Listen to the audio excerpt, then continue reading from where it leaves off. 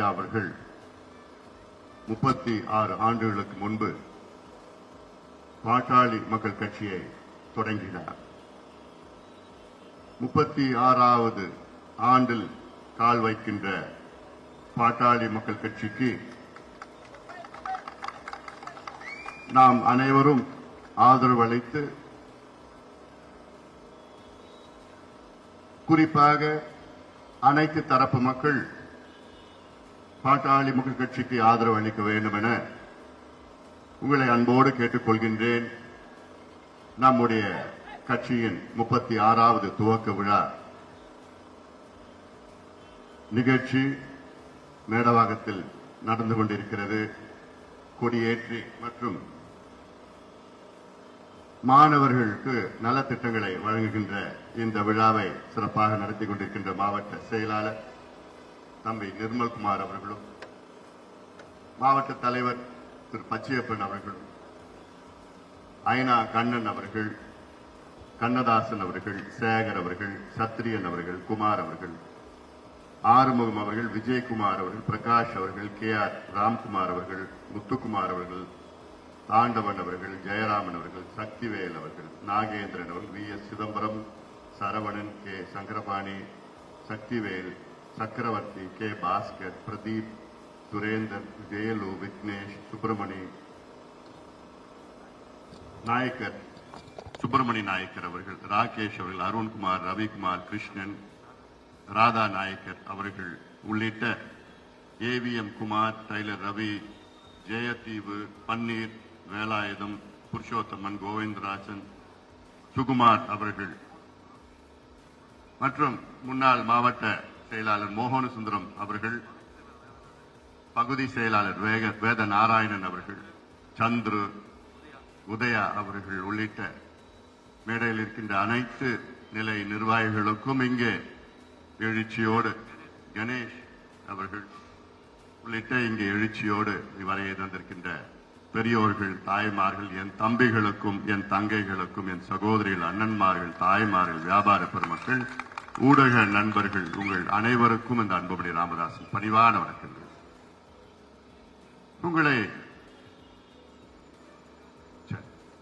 உங்களை இன்று சந்திப்பதில் எனக்கு மிக்க மகிழ்ச்சி. அதிலும் குறிப்பாக நம் கட்சியின் 36வது ஆண்டு துவக்க விழா தமிழ்நாடு முழுவதும் கோலாகலமாக, தமிழ்நாடு முழுவதும் மட்டுமல்ல, புதுவையிலும் சரி, கேரளாவிலும் சரி, ஆந்திரா, கர்நாடகாவிலே கோலாகலமாக நடைபெற்றுக் கொண்டிருக்கிறது. நம்முடைய தொண்டர்கள் எல்லாம் அனைத்து பகுதிகளிலும் கொடியேற்றி இனிப்புகளை வழங்கிக் கொண்டிருக்கின்ற இந்த மகிழ்ச்சியான தருணம் இது. இன்று தமிழகத்தின் வரலாற்றை பாட்டாளி மக்கள் கட்சியை நீக்கி எழுத முடியாது. தமிழக வரலாற்றிலே பாட்டாளி மக்கள் கட்சிக்கு மிகப்பெரிய இடம் இருக்கிறது. வரும் காலத்திலே அதைவிட இன்னும் பெரிய இடம் இருக்க போகிறது.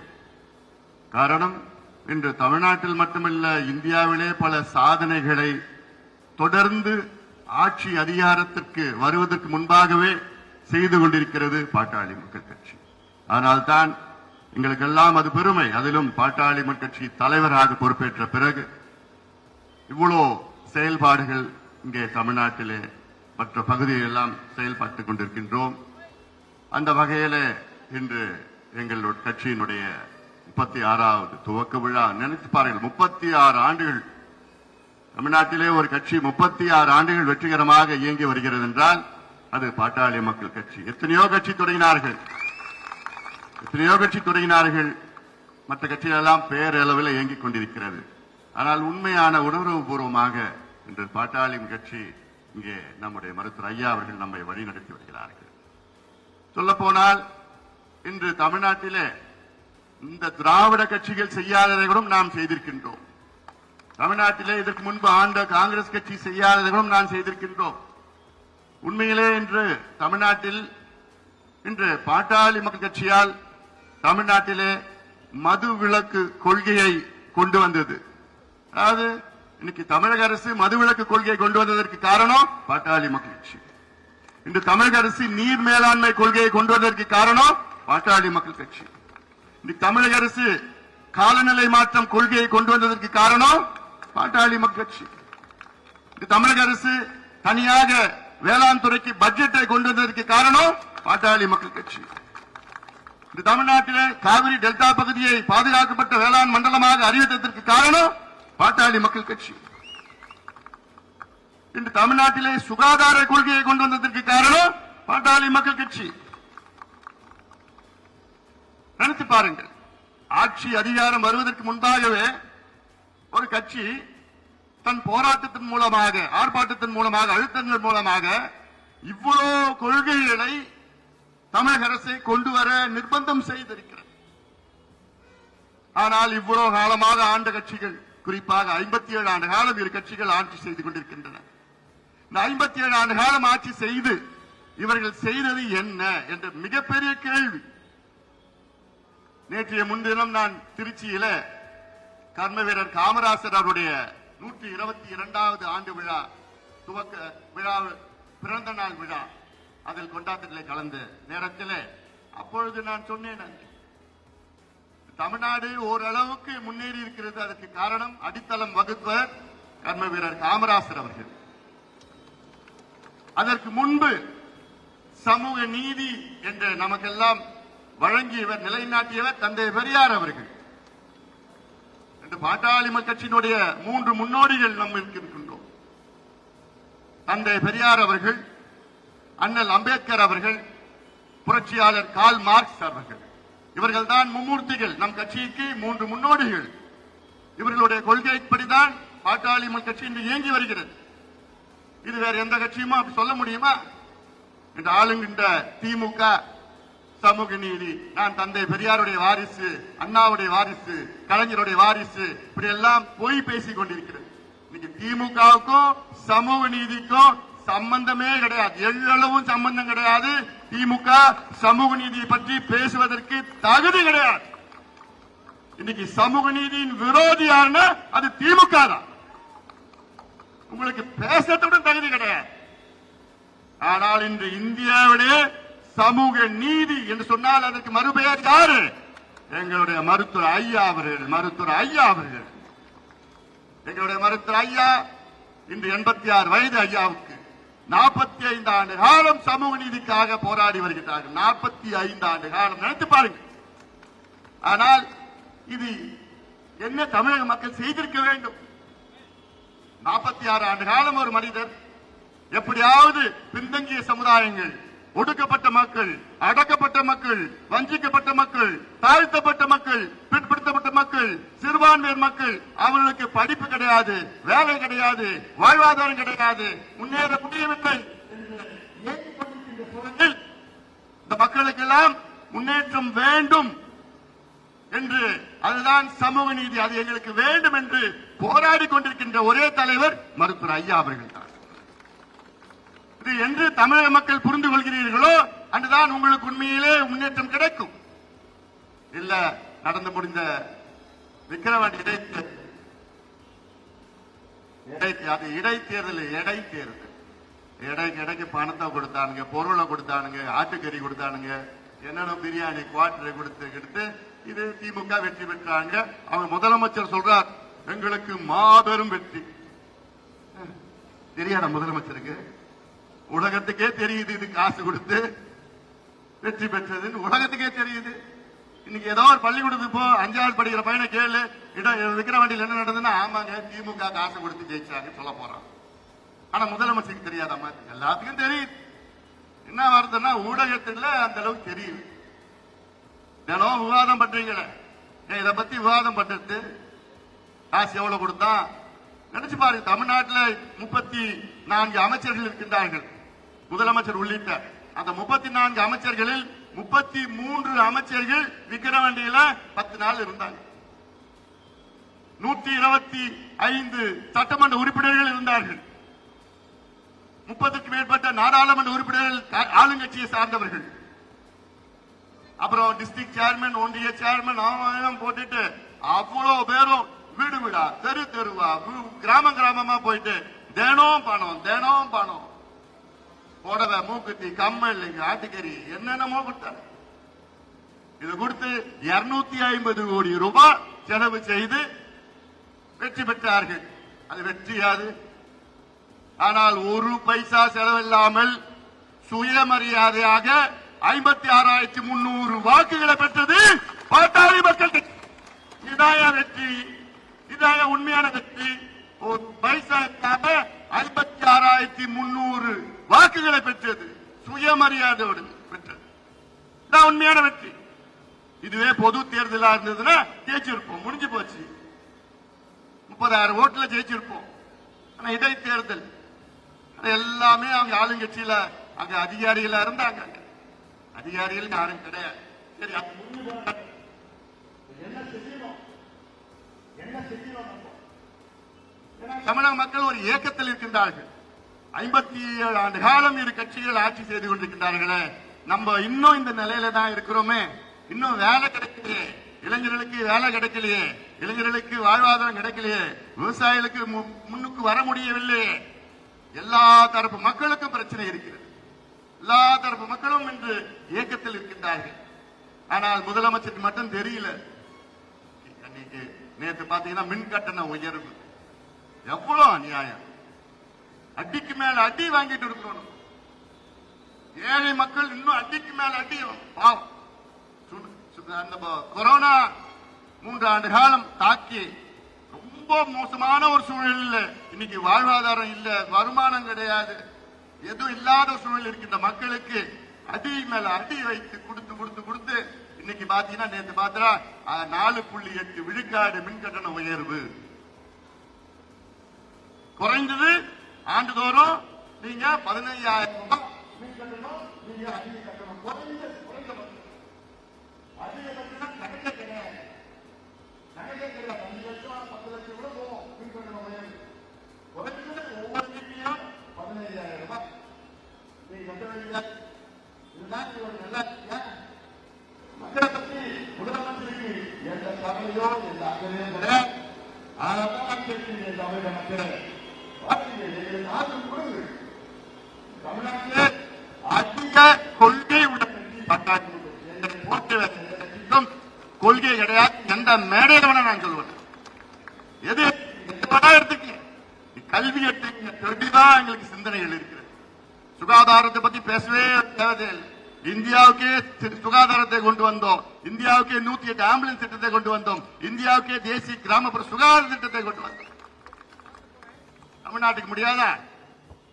இன்னைக்கு விவசாயம் சார்ந்த பிரச்சனைகளை இன்று பேசுவது மட்டுமல்ல, போராடி கொண்டிருக்கிற கட்சி பாட்டாளி. எந்த கட்சி கிடையாது. நீர் மேலாண்மை, இந்த 2 கட்சிக்கு நீர் மேலாண்மை பத்தி தெரியுமா? தெரியும். ஆனால் நான் தொடர்ந்து 20 ஆண்டு காலமாக வரும் காலம் எப்படி இருக்கும்? சோதனையான காலமாக இருக்கும். காலநிலை மாற்றம், பருவநிலை மாற்றம், கிளைமேட் சேஞ்ச், குளோபல் வார்மிங், இதனால் எவ்வளவு சீற்றங்கள், எவ்வளவு பிரச்சனைகள் வர இருக்கிறது, அதற்கு என்னென்ன தீர்வுகள் என்று 20 ஆண்டு காலமாக சொல்லி வருகின்றோம். தமிழக மக்கள் எங்களுக்கு ஒரு ஆட்சி அதிகாரத்தை ஒரு வாய்ப்பு கொடுத்தீர்கள் என்றால் இன்னைக்கு இவ்வளவு பாதிப்பு வந்திருக்காது. சென்னை எடுத்துக்கொள்ளுங்கள். இன்னைக்கு சென்னையில மழை அப்படின்னா உங்களுக்கு எல்லாம் பயம் வருது. மழை என்பது நமக்கு கிடைத்த வரம், இயற்கை கொடுத்த வரம். அதை நாம் வரவேற்க வேண்டும். ஆனால் சென்னை உள்ள மக்கள் ஐயோ மழை பெய்யுதுரா, ஐயோ மழை பெய்ய, அந்த அளவுக்கு உங்களை பயன்படுத்தி வச்சுட்டார். என்ன காரணம்? யாரு? ஆட்சி செய்தவர்கள், ஆட்சி செய்து கொண்டிருக்கின்றவர்கள். அந்த மழையை, வந்த மழையை பாதுகாக்க தெரியல உங்களுக்கு. அந்த வந்த மழை எங்க போகுது? உங்க வீட்டுக்கு போயிட்டு இருக்கு. வெள்ளம் வந்து ரோட்ல இருக்கு மழை. ஆனால் பாட்டாளி மக்கள் கட்சிக்கு மட்டும் 20 ஆண்டுக்கு முன்பு ஆட்சி அதிகாரத்தில் வந்திருந்ததால் இந்த பிரச்சனையே இருக்காது. சென்னை மட்டும் இல்ல, தமிழ்நாடு முழுவதும் எங்களுக்கு எவ்வளவு திட்டங்கள் வைத்திருக்கின்றோம். ஒவ்வொரு மாவட்டத்திலையும் ஒரு திட்டம் வச்சிருக்கிறோம். ஒரு திட்டம் இல்ல, அந்த மாவட்டத்தில் என்னென்ன பிரச்சனை இருக்கிறது, என்னென்ன தீர்வு இருக்கிறது, எல்லாம் நீங்கள் நினைத்து பார்க்க வேண்டும். மக்கள் நினைத்து பார்க்க வேண்டும். கடைசியில எல்லாம் பேசிட்டு அது என்னப்பா பாட்டாளி கட்சியா, அது ஜாதிப்பா. பாட்டாளி கட்சி ஜாதி கட்சியா இருந்தா எதுக்கு நாங்க 108 ஆம்புலன்ஸ் திட்டத்தை தொடங்குறோம்? எதுக்கு உலகத்தில் மிகப்பெரிய சுகாதார திட்டம், தேசிய கிராமப்புற சுகாதார திட்டம் இந்தியாவுக்கு கொடுத்தோம்? எதுக்கு பொது இடத்துல புகைப்பிடிக்க கூடாது சட்டத்தை கொண்டு வந்தோம்? எதுக்கு இந்தியாவில் குட்காவை தடை பண்ணோம்? எதுக்கு தமிழ்நாட்டில் 1 மீட்டர் கூட மீட்டர் கேஜா இல்லாம அத்தனையும் பிராட் கேஜாக மாத்தணும்? எவ்வளவு சொல்லிட்டு போயிட்டு இருக்கலாம். எல்லாத்துக்கும் சார்ந்த கட்சி சமூக நீதி. சமூக நீதி எங்கள் உயிர் மூச்சு. சமூக நீதி எங்களுடைய உயிர் மூச்சு. மருத்துவர் ஐயா அவர்கள் இன்னைக்கு எல்லா சமுதாயத்திற்கான தலைவர். எல்லா சமுதாயத்திற்கான தலைவர். 6 இடஒதுக்கீடுகள் ஐயா அவர்கள் கொண்டு வந்தார். இந்தியாவில் ஏதாவது ஒரு தலைவர் சொல்ல முடியுமா? ஒரு தலைவர். இன்னைக்கு இருக்கின்ற ஒரு தலைவர் இந்தியாவில், தமிழ்நாட்டில் ஒரு யாரும் கிடையாது. அப்படி பேசுறதுக்கே ஒண்ணு கிடையாது. இந்தியாவில் ஏதாவது ஒரு தலைவர் நான் ஒரு இடஒதுக்கீடு நான் கொண்டு வந்தேன், போராடி பெற்றேன் என்று யாராவது ஒருத்தர் சொல்ல முடியுமா? முடியாது. ஆனால் எங்க ஐயா இந்தியாவில் 6 இடஒதுக்கீடுகள், 2 இந்தியாவில் அளவில், 4 தமிழ்நாட்டு அளவில். நினைச்சு பாருங்க. இதுதான் உண்மையான சமூக நீதி. ஏதோ பாட்டாளி கட்சிக்கும் இவங்களுக்கும் பிரச்சனை, தாழ்த்தப்பட்ட சமுதாயத்திற்கும் வண்டிகளுக்கும் பிரச்சனை, இந்த கட்சிக்கும் அந்த கட்சிக்கும் பிரச்சனை. இதெல்லாம் வேண்டுமென்று இந்த திராவிட கட்சிகள், குறிப்பாக திமுக சண்டையை மூட்டி விட்டுடுவாங்க. சண்டையை மூட்டி 2 சமுதாயம் அடிச்சுக்கணும், அடிச்சு வழக்கு போடணும். இவங்க மேல வழக்கு, அவங்க மேல வழக்கு, 2 ஒண்ணு சேரக்கூடாது. அடிச்சுக்கிட்டு அப்புறம் என்ன? அதுல குளிர்காயத்து யாரு? திமுக. குளிர்காய திமுக. என்னப்பா சும்மா போ அடுத்த பையன் போ, பேசிட்டு இருக்கல.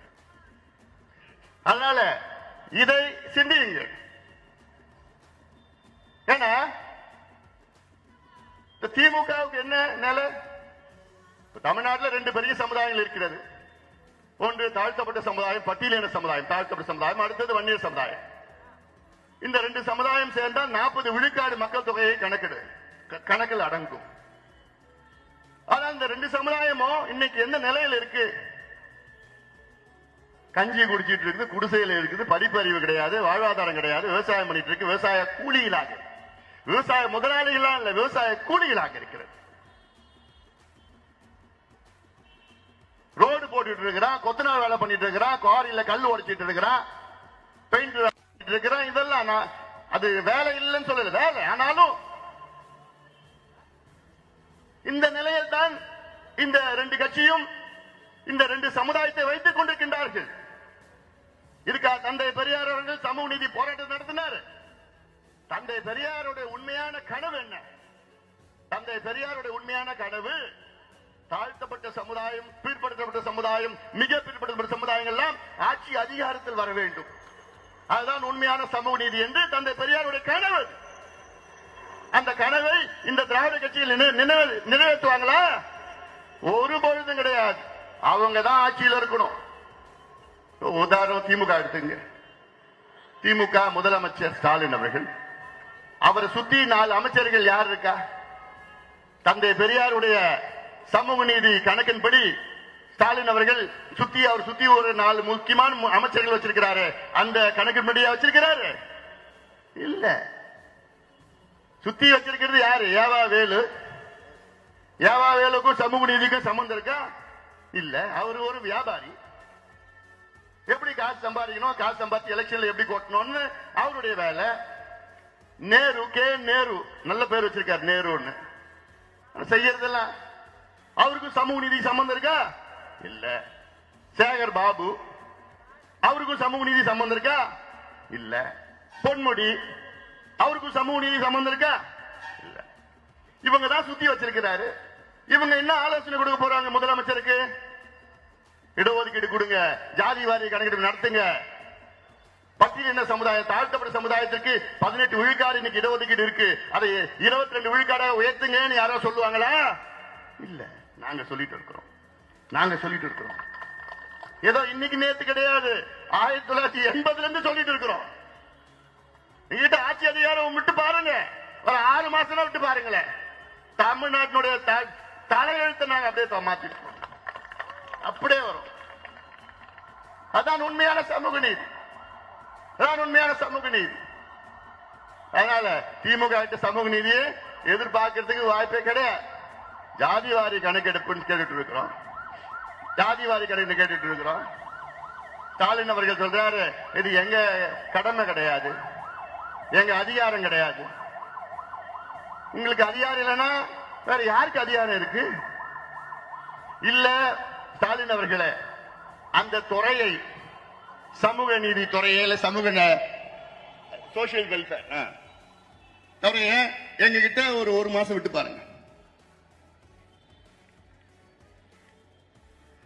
ஒரு மாதம் எங்கிட்ட விட்டு பாருங்க, அந்த துறையை விட்டு பாருங்க.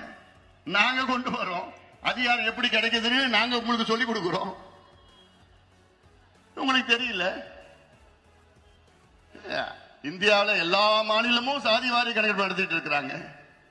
இந்தியாவில் பீகார்ல நடத்தி முடிச்சுட்டாங்க, கணக்கெடுப்பு நடத்தி முடிச்சு அதுல பீகாருடைய உயர் நீதிமன்றம் அது ஏற்றுக்கொண்டது, இந்தியாவுடைய உச்ச நீதிமன்றமும் அது ஏற்றுக்கொண்டது.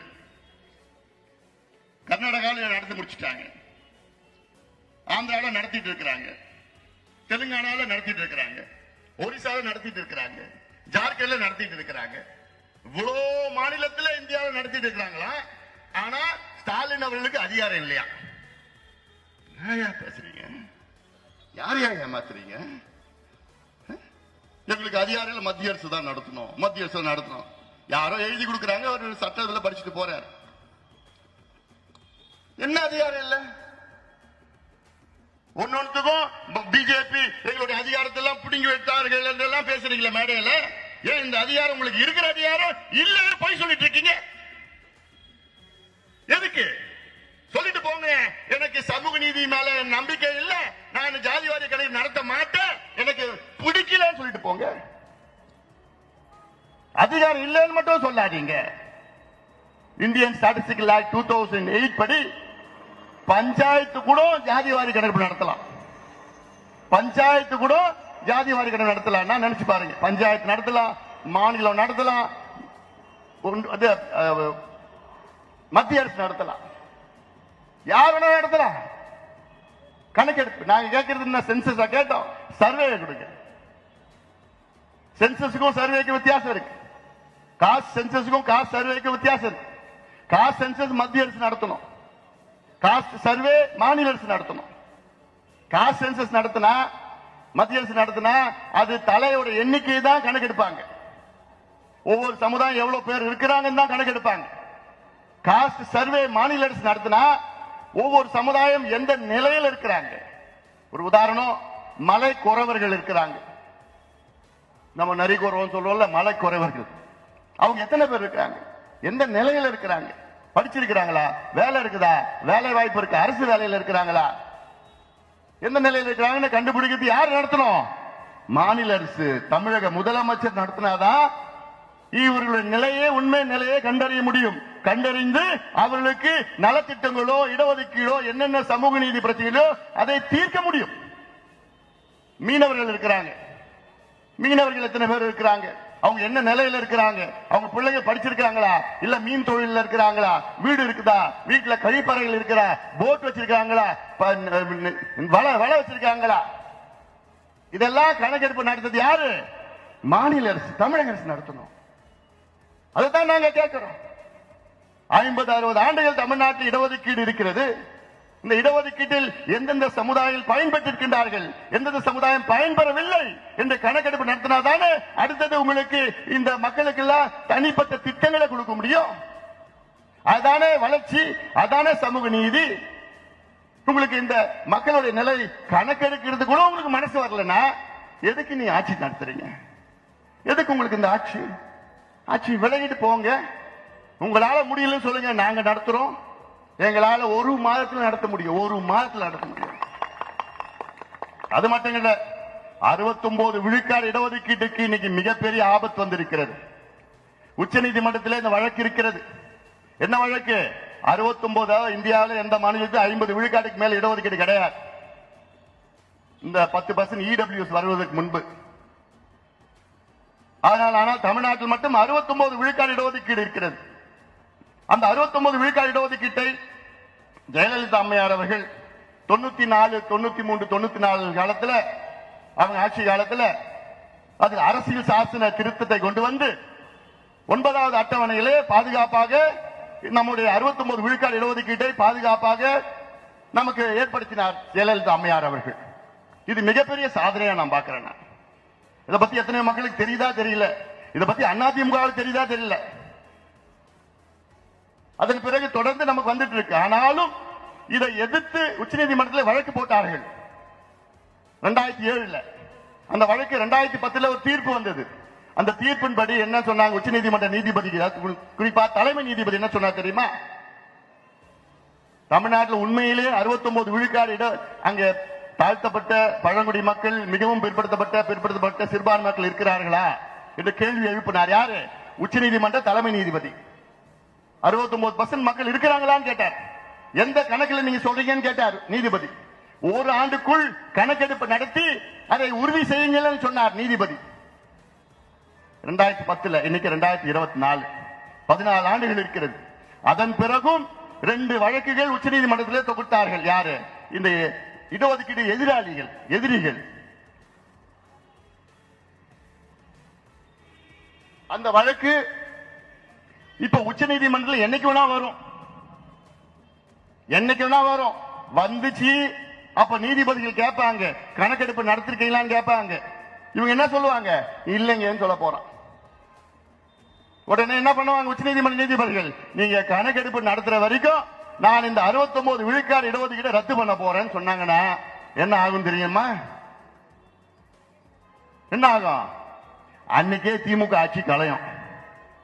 அன்னைக்கே திமுக ஆட்சி கலைக்கப்படும், கலைஞ்சிடும், விரட்டி அடிக்கப்படுவார்கள். கட்சியே முடிஞ்சு போச்சு, அவ்வளவுதான். இனி நீங்க ஜென்மத்துக்கு ஆட்சிக்கு வர முடியாது. இது மட்டும் ஞாபகம் வச்சுக்கோங்க. முதலமைச்சருக்கு ஸ்டாலின் அவர்களுக்கு நான் சொல்றேன் நான். ஏன்னா இதெல்லாம் சாதாரண பிரச்சனை கிடையாது. உங்களை சுத்தி இருக்கிறவங்க உங்களுக்கு தவறான முறையிலே வழி நடத்துகிறார்கள், தவறான ஆலோசனை எல்லாம் சொல்லிட்டு இருக்கிறாங்க. இது மிக மிக முக்கியமான பிரச்சனையா நான் சொல்றேன்.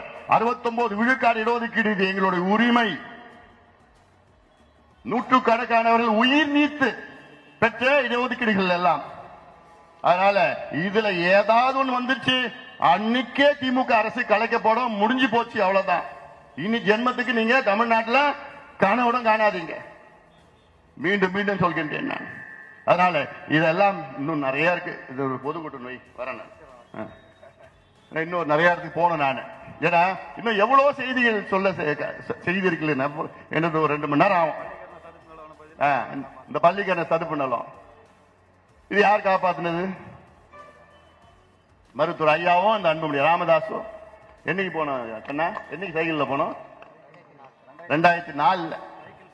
20 ஆண்டுகளுக்கு முன்பு 5000 இளைஞர்களுடன் 22 கிலோமீட்டர் சைக்கிள் பேரணி நான் நடத்தி விழிப்புணர்வு ஏற்படுத்தி நீதிமன்றத்திற்கு சென்று வழக்குகளை தொடர்ந்து பிறகு இதுக்கு பாதுகாப்பு வழங்கப்பட்டது. இதெல்லாம் யார் காரணம்? பாட்டாளி மக்கள் கட்சி காரணம். எவ்வளவு வரலாறு இருக்கு பாட்டாளி கட்சியுடைய, எவ்வளவு சரித்திரங்கள் வரலாறுலாம் இருக்கு. அதை நினைச்சு பாருங்க. அதிகாரம் இல்லாமலேயே, ஆட்சி அதிகாரத்துக்கு வராமலேயே இவ்வளவு செய்கின்ற பாட்டாளி கட்சி ஒரு முறை நீங்கள் ஆட்சி அதிகாரம் கொடுங்கள், நினைத்து பாருங்கள். ஒரு முறை கொடுங்கள். 57 ஆண்டுகள் செய்யாததை எங்களால் 5 ஆண்டு காலத்தில் செய்து முடிப்போம். இந்த திராவிட கட்சிகள் தமிழ்நாட்டில் 57 ஆண்டுகள் செய்யாததை நாங்கள் 5 ஆண்டு காலத்தில் செய்து முடிப்போம். இந்தியாவின் முதன்மை மாநிலம் கிடையாது. சிங்கப்பூருக்கும் தமிழ்நாட்டுக்கும் போட்டி போடுவோம். அந்த அளவுக்கு முன்னேற்றங்களை எங்களால் கொண்டு வர முடியும். வேலை வாய்ப்பு ஒரு பக்கம், கல்வியில புரட்சிகள் செய்வோம். சுகாதாரத்தை பற்றி பேச தேவையில்லை, என்ன அந்த அளவுக்கு இன்னும் செய்வோம். தொழில் வளத்தை பெருகுவோம், விவசாயத்தை பெருகுவோம், நீர் மேலாண்மைக்கு முக்கியத்துவம் கொடுப்போம், சுற்றுச்சூழலை பாதுகாப்போம். எல்லாற்றுக்கும் மேல் டாஸ்மாக் கடையை மூடுவோம், கள்ளச்சாராயத்தை ஒழிப்போம், கஞ்சாவை அடியோடு ஒழிப்போம்.